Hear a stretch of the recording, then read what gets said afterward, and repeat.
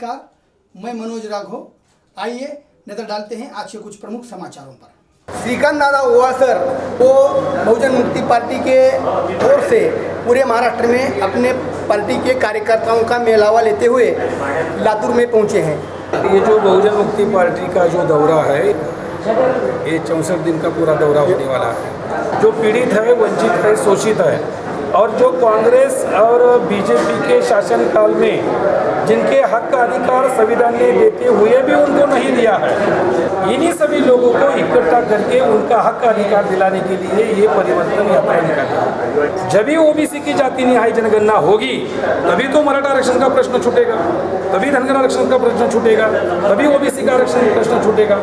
दूसरी बात यह है, ओबीसी की जनसंख्या 52% है, लेकिन उसको 27% रिजर्वेशन है। ये भी उन पर अन्याय है।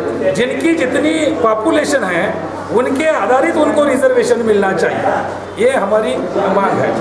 इलेक्शन कमीशन प्लस बाकी की सारी पार्टियां मिलकर ईवीएम में झोल झपाटा करके जो सत्ता में आती है, तो मेरा सवाल ये है कि इस तरह से जो चोरी चपाटी हो रही है उसको कैसे रोकेंगे और जीत कैसे पाएंगे? ईवीएम के जरिए अगर वोट चोरी होता है तो उसे रोकेंगे कैसे?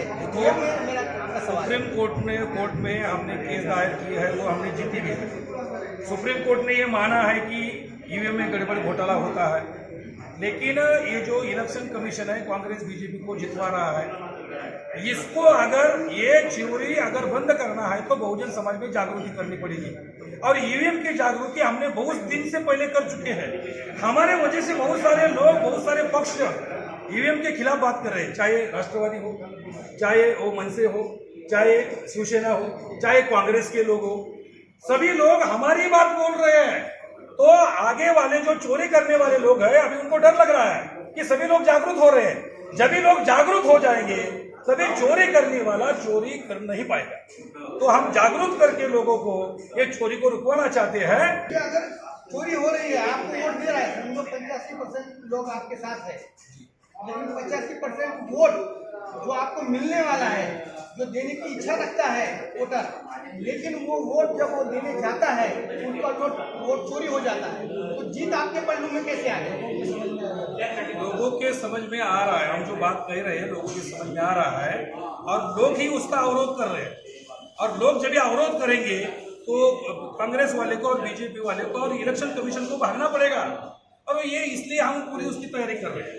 चोर को पकड़ना है तो हमें भी उसको एक ढांचा निर्माण करना होगा, तभी चोरी पकड़े जाएगी। इसके लिए बीएमपी मैदान में उतरी है, और बीएमपी इलेक्शन के अखाड़े में इसलिए उतरी है कि बीएमपी के लोगों को उनकी चोरी पकड़ना है।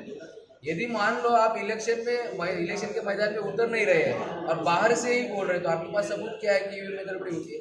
तो हम वो सबूत इकट्ठा कर रहे हैं कि ईवीएम में गड़बड़ी होती है, और बड़े पैमाने में हमने सबूत इकट्ठा किए हैं। और वो सबूत बहुजन मुक्ति पार्टी के जो कैंडिडेट मैदान में खड़े थे, चुनाव में खड़े थे, उन लोगों की जरिए से वो एविडेंस इकट्ठा करके, वो सबूत इकट्ठा करके हम सुप्रीम कोर्ट में दे रहे हैं, क्योंकि ईवीएम में गड़बड़ी होती है।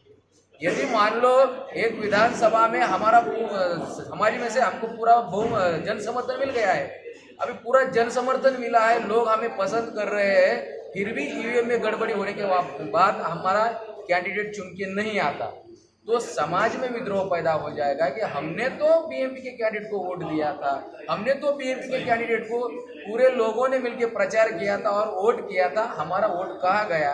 तो ये सवाल खड़ा हो जाएगा, समाज में विद्रोह पैदा हो जाएगा, और सबूत इकट्ठा करके सुप्रीम कोर्ट में इसके खिलाफ केस लड़ी जाएगी। तो ये और सरकार ने कोरोना के आड़ लेते हुए लॉकडाउन लगा दिया, और आज कई जगह पर लॉकडाउन खुला हुआ, इलेक्शन चल रहे हैं, सभी पार्टियों के अपने अपने एजेंडे चला रहे हैं, सभी कुछ चालू हो गया है, लेकिन एजुकेशन के बारे में अभी सरकार का कोई मंशा नहीं है कि एजुकेशन चालू है। तो यहाँ पर जो मूल निवासी 85% लोग जो हैं वो एजुकेशन से वंचित रह रहे हैं, और उसकी वजह से बहुत बड़ा ज्ञान आने वाले समय में सामने आने वाला है। तो इसके लिए बहुजन मुक्ति पार्टी का क्या स्टैंड है? जो एजुकेशन हमारा बंद हुआ है वो ऑनलाइन नहीं हमें चाहिए, हमें फिजिकल होना चाहिए, और ये लोगों में हम जागृति कर रहे हैं। और लोगों में जागरूकता होते ही लोगों में उद्रेक पैदा होगा। उद्रेक पैदा होते ही सरकार को खोलना पड़ेगा। अगर ये कल खुलता भी है तो इसका श्रेय ये बहुजन मुक्ति पार्टी का ही होगा, क्योंकि बहुजन मुक्ति पार्टी कहती है, इसके अलावा कोई भी कहने वाला नहीं है। अभी ना कोई कह रहा है ना कोई कहने वाला है। तो हमारी प्रथमता मांग है कि एजुकेशन जो ऑनलाइन चल रहा है वो हमको बिल्कुल पसंद है, हम उसके खिलाफ है, वो फिजिकली होना चाहिए। श्रीकांत दादा ओहर जो पूरे महाराष्ट्र में बहुजन मुक्ति पार्टी के कार्यकर्ताओं का जो सम्मेलन लेते हुए लातूर में आए और उन्होंने यहाँ पर उनके विचार यहाँ पर प्रकट किए हैं। मैं कैमरामैन साइकर के साथ मनोज राघव।